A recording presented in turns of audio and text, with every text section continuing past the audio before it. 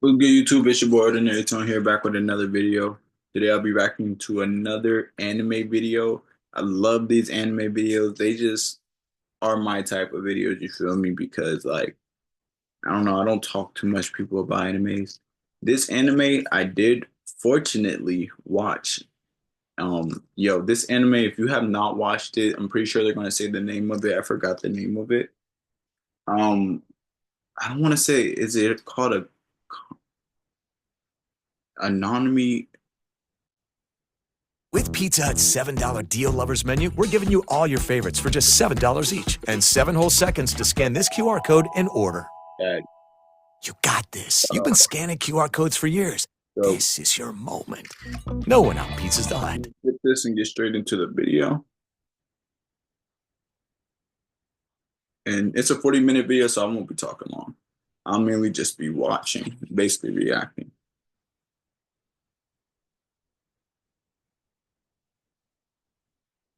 Akame ga Kill is famous for killing every main character but one and a half. It's not like a disabled joke. I'm still traumatized, so let's go back in time. 2014 was stacked for anime. The world was still recovering after Attack on Titan, and there was so much interest in the next big phenomenon. Which anime is going to explode next? Could it be Noragami or Space Dandy? No Game No Life, Fairy Tail, Black Bullet, Tokyo Ghoul, Space Dandy 2, Seven, Deadly Sins, Parasite, Unlimited Boy Love? There was so much buzz at the time, my normie friends were talking about this stuff. So naturally, this weeb girl I had a crush on said to me, "Dude, you need to check out Akame ga Kill." I turn to her and say, "You have my word." I'm sweating like a fucking hog in this gas chamber of a room I've been farting in so I can set the show up. I watched that first episode and I remember my jaw hit the floor. I thought to myself, this bitch is f***ed up. Why did she tell me to watch this? You cannot finish this anime and return to normal society. Everything dies. If it has more than 3 frames of screen time, it is fucked. So get ready to be pissed off, sad, and it's the most watched series premiere Toonami has ever had. This show debuted better than One Punch Man, Dragon Ball Z, Naruto, you name it. I got angry and turned this shit off as a kid, but most people didn't. For some reason, it's one of the most popular anime ever made. And I want to find out why. Let's just rewatch the entire show, disassemble the anime, and see what I missed. Sponsor time. If I go through my messages and search for the word Chrome, it's just full of me saying terrible things that I can't repeat. This image had Chrome stealing 2.5 gigabytes of RAM just to keep it open. That's $6 worth of RAM. What if I had 10 Minecraft images open? Opera GX. Opera lets you limit RAM and CPU. Don't know what that means? Okay. Computer run better. You can also customize the shit out of it very easily. Here are the mods. Opera has a ton of different themes for your browser. I'm gonna pick this Berserk one. When I click it, everything changes. Even typing makes nice little ASMR clicks.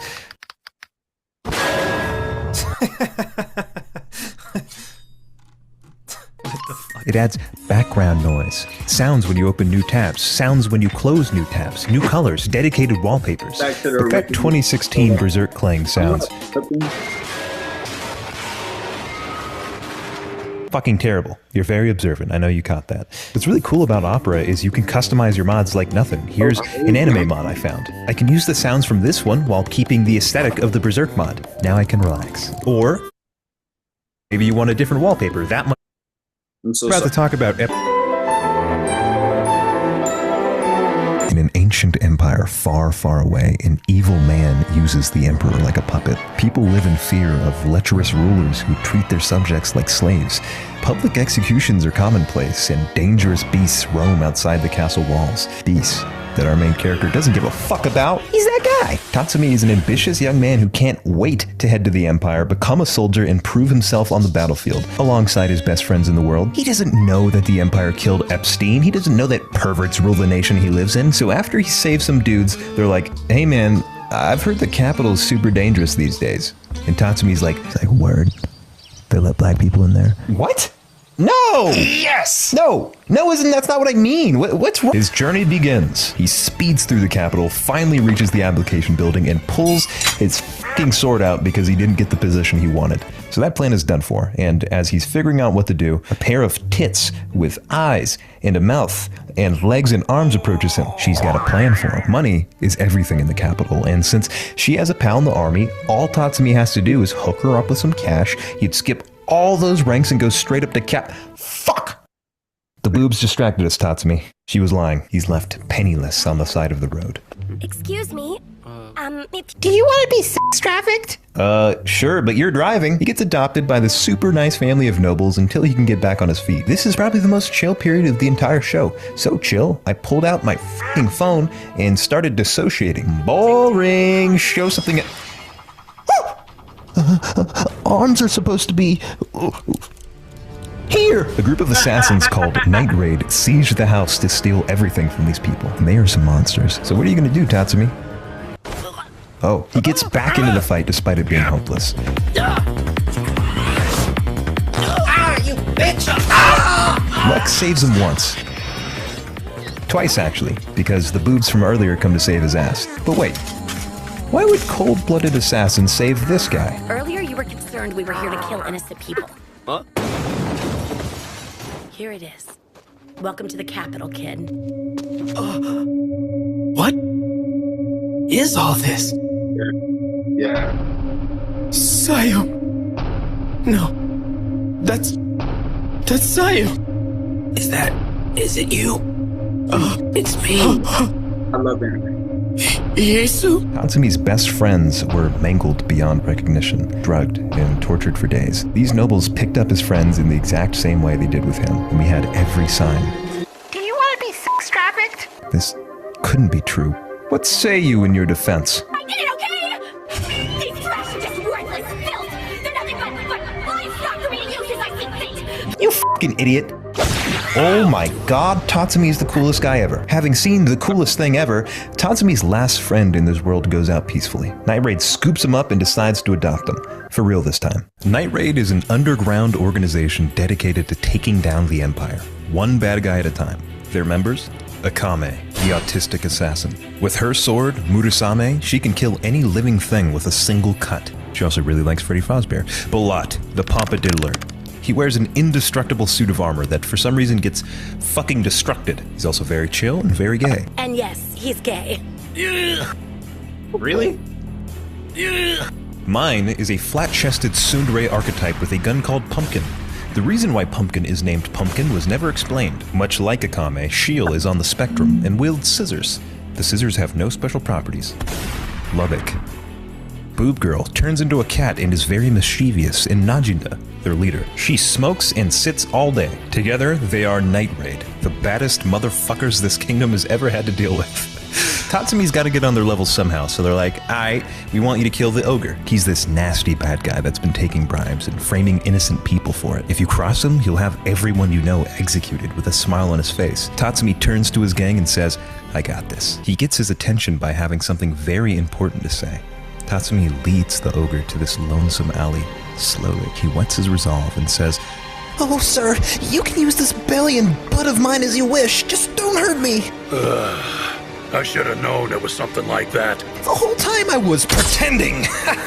A little. The fight goes back and forth, but ultimately, Tatsumi gets the upper hand and kills his ass. These freeze frames are so cool, I wish more anime did stuff like this. Tatsumi's on a roll. He kills one bad guy after the next, getting stronger every time he does. Each episode follows him being taught by a different member of Night Raid while becoming a peak assassin. But you've been killing powerful members of the most corrupt dictatorship of all time, in a show where everyone dies. As the characters kill people, the Emperor gets more and more aggressive. The man with the power to kill anyone in the country, the person Night Raid is sworn to kill, is goofy as shit. This is your Emperor? We decree you shall be drawn and quartered. You shall be drawn and quartered. Yes, you're feminine. This is the man who actually runs everything behind the scenes. Your Grace, if you don't stop him, he'll lead the Empire into ruin! No need to worry. You can count on me to look after that beautiful wife you're leaving behind. I'll be sure to satisfy all her needs. And I do mean all of them. He's somewhat of a bad guy. This buck nasty motherfucker wants to protect his empire by creating the Jaegers, the kingdom's most powerful mentally ill, all pointed towards Night Raid. But they don't know this yet. For now, Tatsumi's all like, women scare me. Their reproductive organs look like a worm's mouth. I hate girls, which is fine. But at some point, he needs to learn about the weapons of this world, so they sit Tatsumi down and tell him a story. It all goes back 1,000 years ago with the very first emperor. He was a nobleman, different from the one we have now. Perhaps his greatest anxiety was how best to serve his people, and so he found himself deep in thought. This kingdom is fucked. It's good now because I'm the only one. I'm gonna drop the accent. It's good now because I'm the one ruling it, but someday someone else is gonna rule it and fuck it all up. Perhaps one day the Emperor could even be a sissy? Okay, here's an idea. We're going to kill the dinosaurs and put them in swords. It's got to be done! This is lunacy! Oh, but it could be done. The Empire scoured the nation for both danger beasts and craftsmen. Eventually, 48 weapons were completed. It's said that when the Empire brought these weapons to a battlefield, they were unbeatable.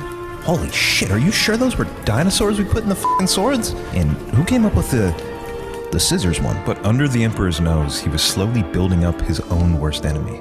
A civil war ripped through the Empire 500 years later, scattering the Imperial arms everywhere. So, is there a list of all the Imperial arms and their abilities? Yeah, it's uncool that you interrupted the story, but yes, it's in this book actually. Whoa, so is there an Imperial arms that can bring back my dead friends? That doesn't exist, retard! Read the book! Yeah, it does! I know it does! Where do you read it, Tatsumi? That's what I thought.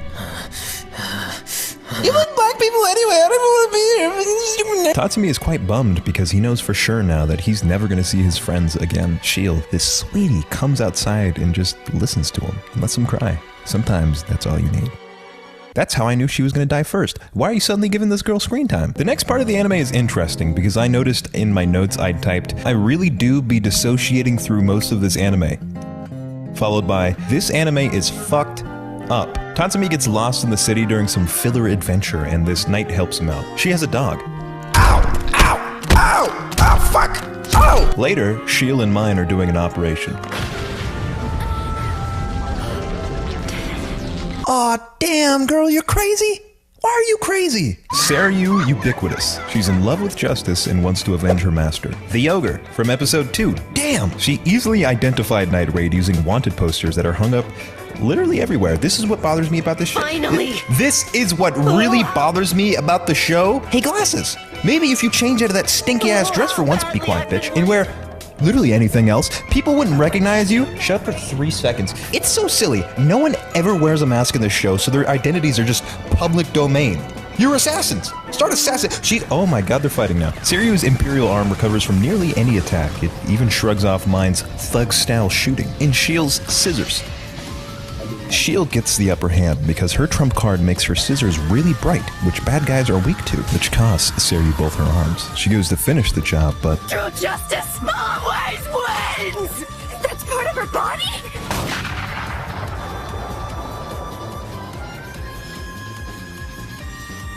no. I will accept her arms getting cut off. I will accept her arms having guns mushed inside of them. I will not accept scissors being useful in combat. This is stupid. But Seiryu had a trick up her sleeve that not even scissors could fix. Ew.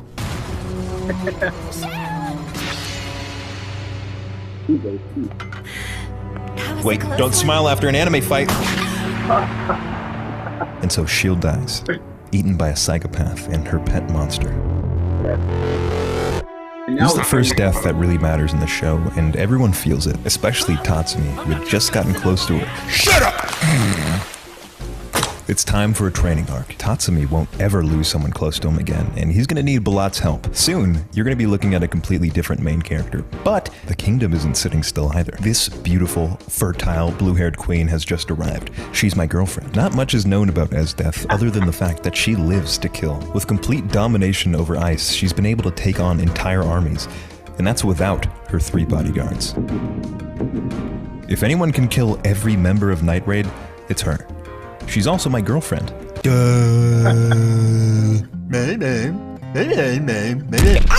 Tatsumi and Balat are on a boat protecting an important old man, which has Balat in a storytelling mood. Once upon a time, he was a soldier for the very people he's fighting against. Darker times, when Balat's homie was arrested because he refused to bribe others. That's bullshit!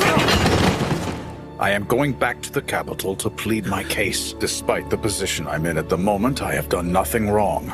I am confident that the court will see that. General. His dumbass had faith in the legal system, and because Balat stood up for him, he was captured and framed as a criminal himself. Too bad we'll never see that guy again. But we're gonna see that guy again. So they're chilling and enjoying the ambience when they hear this beautiful melody. Said I got a little dick, got a little wee got a little dick. It lulls Tatsumi, it draws him towards sleep. And that's when one of Esdeath's bodyguards appears. Little bitch, you licking on my tummy, licking on my toes. I like bitches, I kick it with my blow. The fight was cucked by silliness. Balat fires up his suit and gets 3v1, so he just swats the femboy out of frame. I can't show this. Why you do things I can't show the people, Balat? But it's too early to celebrate because General Lever, the guy from the flashback. So now he's gonna fight his old homie who has control over water while Tatsumi takes on the sissy. Damn. Sissy's strength is good strength. But one thing about Balat, he doesn't care about water. Until it turns into a giant dragon and breaks his armor. He gets mad and is like, hey, hold this real quick. Okay. Bad guy vanquished. But wait, these two fought side by side for years before they were both betrayed by the Empire. Why would Lever go running back to these people? He tells us exactly what happened. It all started when Esdeath visited me in prison. I was captivated.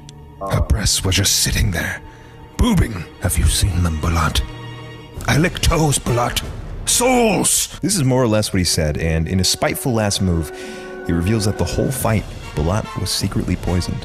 The twink has now doubled in size. Balat has no choice. With the rest of his strength, he lifts his sword. Tatsumi, I'm gonna die. Go ahead and take my shit. No, I can't do that. The suit uses racist energy to make itself stronger. This guy's half Asian! That was sick! Oh yeah, Balat. No! Balat has died.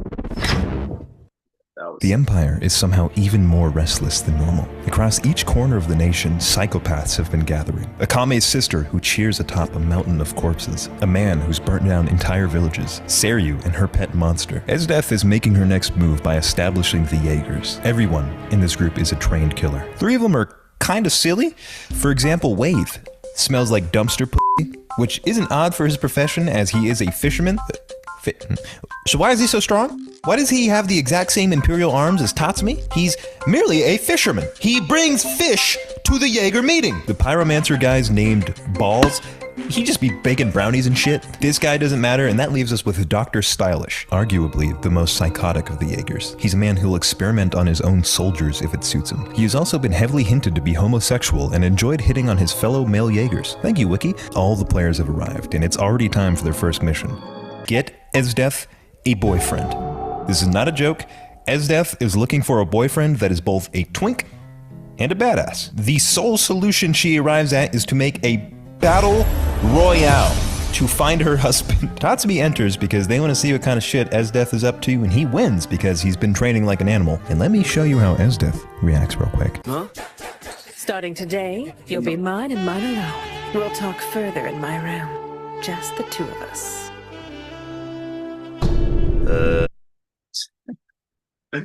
That boy. For the ones who know safety isn't a catchphrase, it's a culture.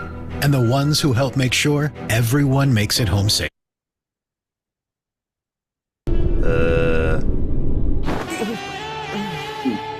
Could you just hear me out real quick? Whoa, Tatsumi, you're dangerously close to fucking this up. Let's steer clear of this conversation. I think maybe I should be part of the Revolutionary Army. I repeat, and I'd really you like it are if you and I could join them this together. up. Be Just quiet. think of all the lives we could save that way. Oh wait, no. No, that could be a good thing. Wait, no. You are a member of Night Raid, an organization that is so diametrically opposed to Esdeath's objective that she owns a team that is designed to kill you guys. And you say to her, "No, we should join them, Esdeath." This is stupid. Somehow he bounces back and Esdeath stays madly in love with him. Keep in mind, this is before she knew me. So the next day, after bonding with everyone, he sneaks away and links back up with Night Raid. Next episode, bam! The Catgirl's dead.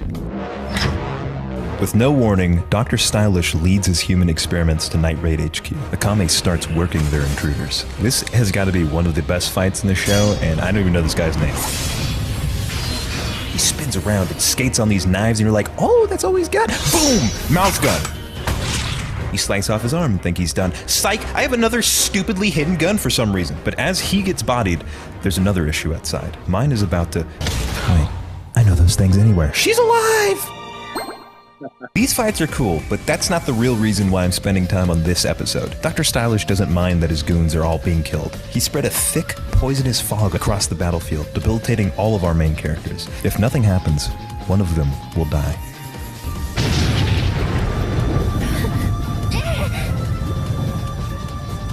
The author has successfully ran out of fucking ideas. He's literally dropping new characters out of the sky. Najina left on a journey to find a new weapon to combat General Esdeath. This is her new Imperial arms, Susano. He whips some fucking ass, man. Look at him go. But don't sleep on Chelsea, our second newest member. They beat the poop out of Dr. Stylish and moved to a new base.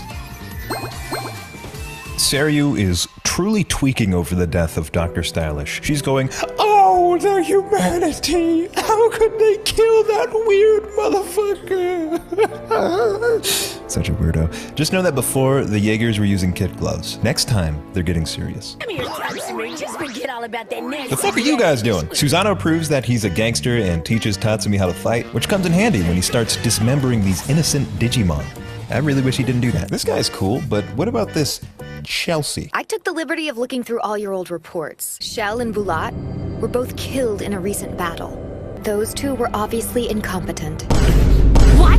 You make me sick, is what I would say if she meant anything she said. Her last team was massacred by the Empire, and to prevent that from happening to these guys, she said whatever she could to get under their skin and probe them to work harder. It was a retarded plan, but a plan I can respect nonetheless. But Lubbock, what the hell is this guy's deal? Well, on a secret mission, he reveals to Tatsumi that he doesn't care about this country, he doesn't care about To me, he was, I think, like one of my favorite characters. children, he doesn't care about microplastics, he wants to f*** Najida. That is his one objective. He saw her once as a small child and thought, I'm gonna do whatever it takes to get with her. Except ask her out. You have to know that I hated this character up to this moment. This is the episode where he earned my respect, and you know what? He's definitely gonna die. That is the only reason I can fathom that he's oversharing right now. What the? Why is Esdeath here? Why have they just been teleported to Filler Island? What the fuck? Writers? The minister's son has teleported Esdeath and Tatsumi to an uncharted island. This is not a bad thing. They just bond and try to find a way off. Eventually, the mood is right. You know what I'm saying? You know, we good now. Tatsumi finally pops the question. Bitch, he asks, what made you this way? And explains she did. In an overlooked corner of the world exists a clan taught only to kill danger beasts. Esdeath is the daughter of the chief of this village. Eat or be eaten was the motto here. And so when Esdeath's own mother was killed off, the only words her father could muster were, your mother died because she was weak. Kill, eat, kill, eat. This was the routine. One day, Esdeath returns to her village, still smoldering as it slowly becomes ash. A hand rips itself off the floor to grab her attention. It was the northern tribes who did this, the man says. And worst of all, your father. He leaves her with one final sentence. We were defeated because we weren't strong enough. This was our fate. Never let yourself be of the weak, Esdeath. Never become a prey. So all she did was hunt. And hunt until the danger beasts weren't enough. She moved on to humans and slaughtered the tribe that burned down her village. So that's what made you like to torture people? Oh, no. I've always enjoyed that. She didn't do it for revenge. And it's not because that demon's extract thing makes her go berserk. Either of those would have been better than this. She's been true to herself from the very beginning. Nothing could change someone with a personality like that. Hey man, sometimes bitches just be bonkers, I don't know. But what of the man who trapped them? I wonder how those two are doing. Perhaps it's about time I reopen the portal, yes? What are you doing over there? Huh? Excuse me, bitch? That was very cool. Plot actually begins to happen again. The characters can sense the next fight will be one of their most deadly. A religious revolution is happening somewhere, involving thousands of innocents. Night Raid plans to use this commotion and strike where the Empire isn't looking. Is it alright to profit off of the deaths of innocent people? Tatsumi grapples with the idea before being told to shut the fuck up by literally everyone else. This convinces Tatsumi to go, okay, I'm rocking with Night Raid, which has the unintended effect of making Chelsea soggy. The Jaegers head towards Night Raid's trap while mine prepares the perfect shot.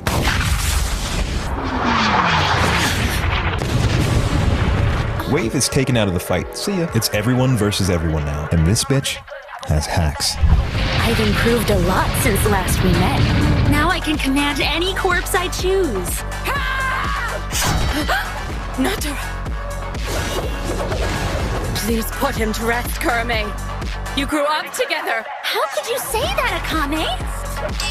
I want him to stay close to me forever and ever. He's my special friend, and I would love to add you to my collection. Not on your life! Too bad. Susanoo takes on Godzilla. Mine fights the gunslinger. Tatsumi fights everyone. This is one of the coolest fights in the entire show, so part of me just wants to let it play. The other part of me wants to say,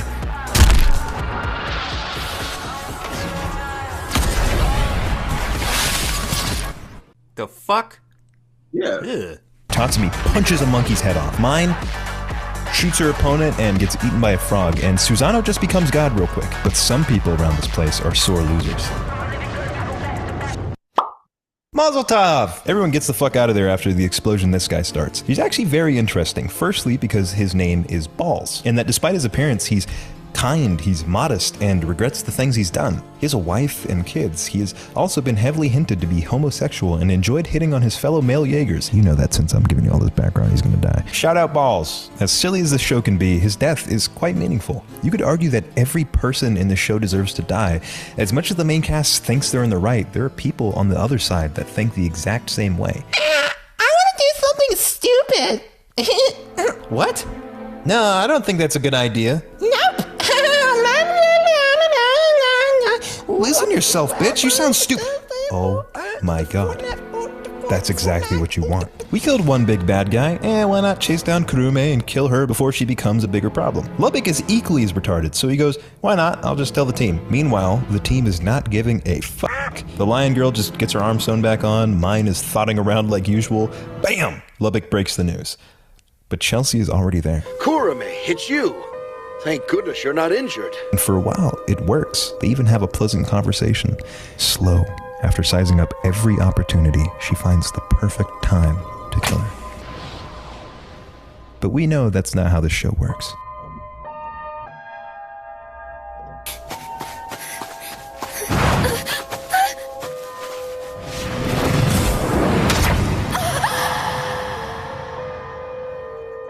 Kurume was alive, and our characters don't see Chelsea again until it's too late. Let's take a second. I first watched this when I was a baby. Consider the fact that I am currently 7 years old. You do the math. This show is messing with my head, okay? The glasses girl I could accept dying, bro dying was not cool. The cute girl was my last straw. I quit the show after this episode. From this point on, any clips you see of me freaking out is because this was genuinely my first time seeing any of this shit. So you finally came out to play. Well, you didn't leave me much of an option. Spoken like a true coward. How the fuck can you hear her? What do you say we do some catching? Continue. Now that old girl is dead, the gang has moved on quicker than ever. Tatsumi and mine even go on a couples trip so they can assassinate the Pimpinator. They end up in this valley seated between fuck all and nowhere. This is the perfect place to be ambushed. There's that night raid girl I fought before. Your dog has some person in it. Oh, I smell gunpowder. Huh?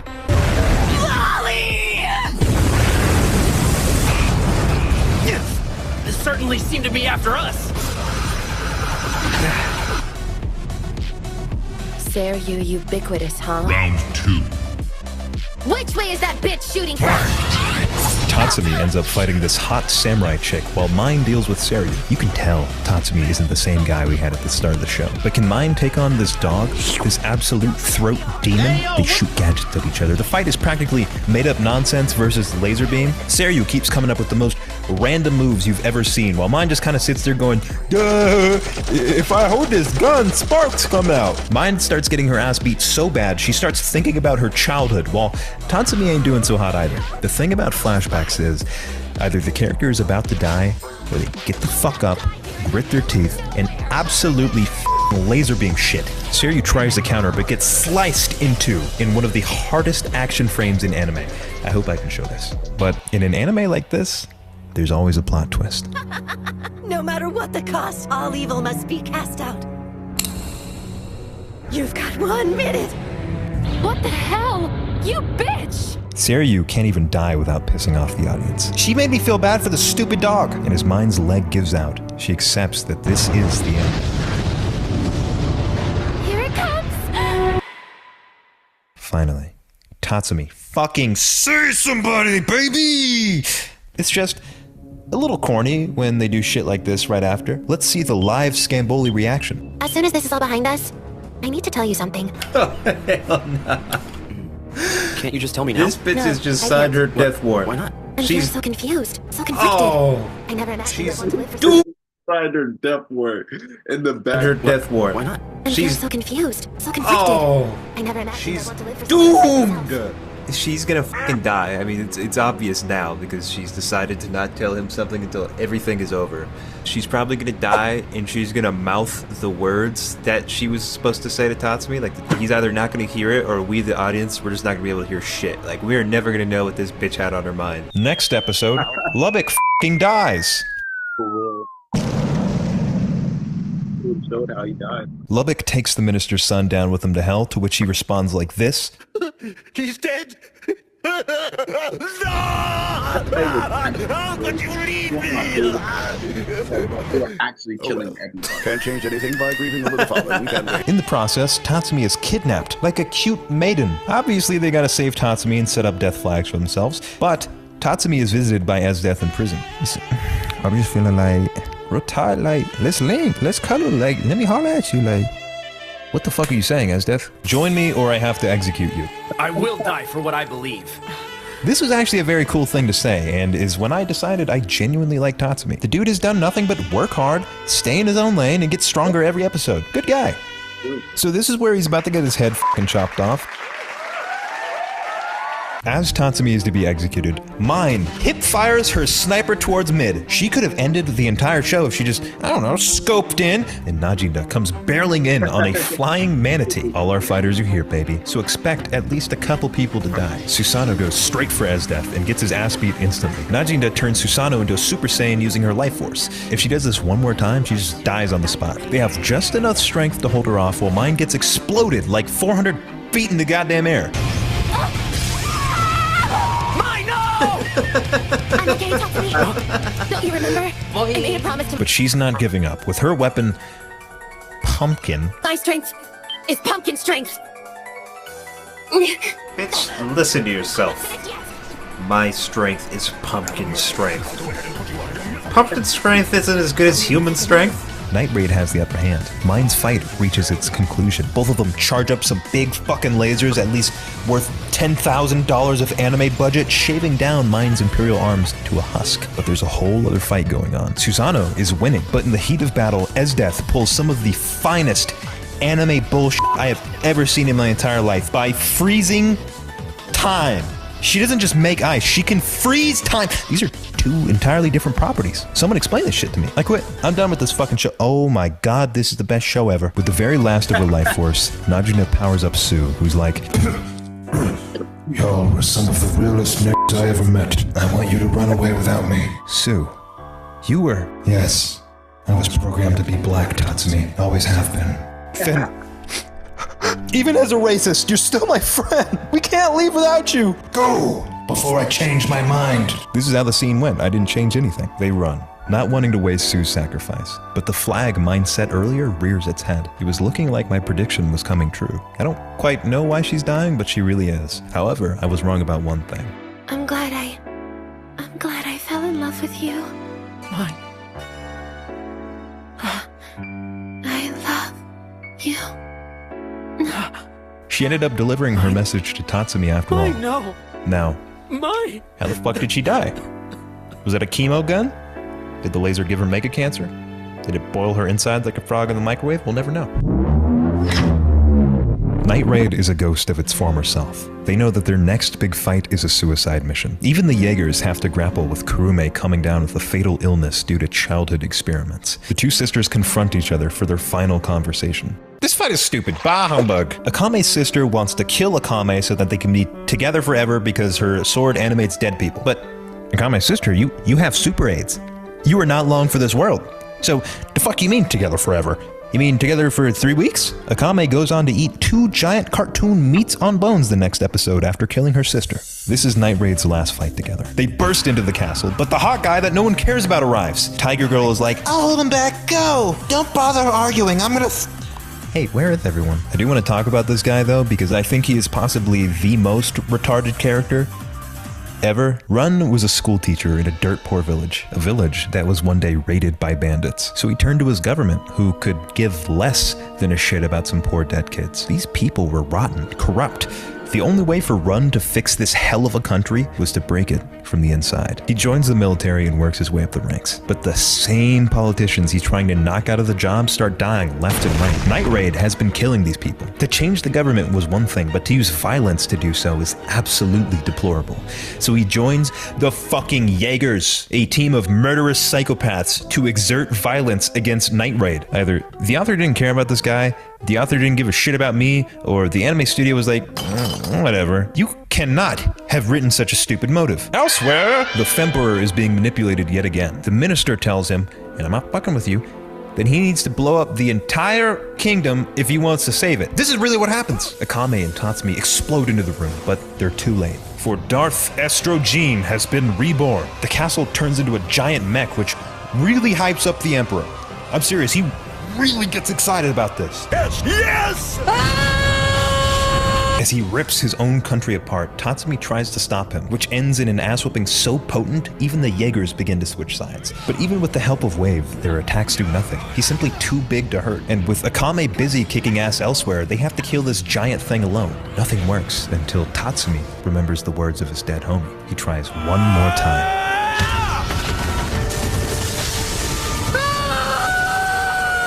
This is the only place that seems worn down. It's just like you said. There's gotta be a way. But Tatsumi is broken in the process, left lying there as the Emperor continues to slaughter people. Wait, is that another ass pull? Tatsumi gets so motivated he becomes a Yu-Gi-Oh card and just flies through the mech in one of the most hype and bullshitty ways I've seen in a long time. But what goes up must come down.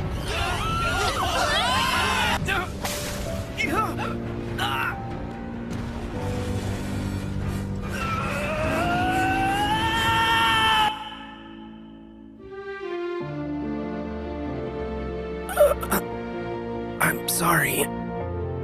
Yes, I broke my promise.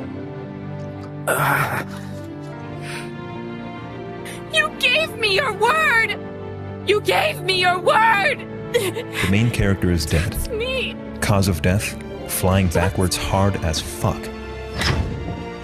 Even Esdeath, someone who watched her own father die with a straight face, feels sad. Not everyone is dead yet, so let's keep going. Esdeath faces off against Akame one last time. This fight holds its own to this day. The bitch starts spawning boulders and starts kicking Akame around while talking shit, and Akame is like, yeah, you wanna bully me? I'll myself. But she fails, as Akame just did it for attention. And power. Apparently the sword remembers everyone she's killed and imbues her with more strength depending on how many people she's murdered. This action is sweet.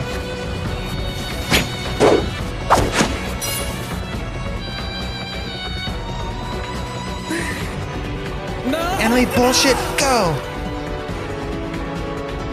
This has been so much fun. An after image. Where did she go? You're done! The fight is settled with one last swing of the sword. Honestly, very cool. Esdeath locks herself in with Tatsumi, holds him close, and blows him the fuck up into 1,000,000 shards of frozen water. What in the fucking hell? What the? Oh! Oh, no. Ew. But what about this guy? Well, he's about to get murdered, of course. He does have one last trick up his sleeve. That is a single barrel flintlock pistol. You are not stupid, so I know that you know that it can't go bow, bow, bow, bow, bow. It goes.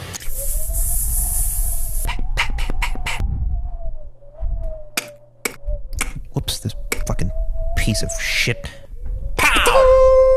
As we know, it cannot go bow, bow, bow, bow. Where would it even hold 2 bullets? Though disarmed, she still gets up and cracks him in the nose. Even after being shot, she has enough strength to... Oh my god, I can't show this. Watching this, I was like, absolutely no way did she cheat death another time. Unfortunately, I was right. Goodbye.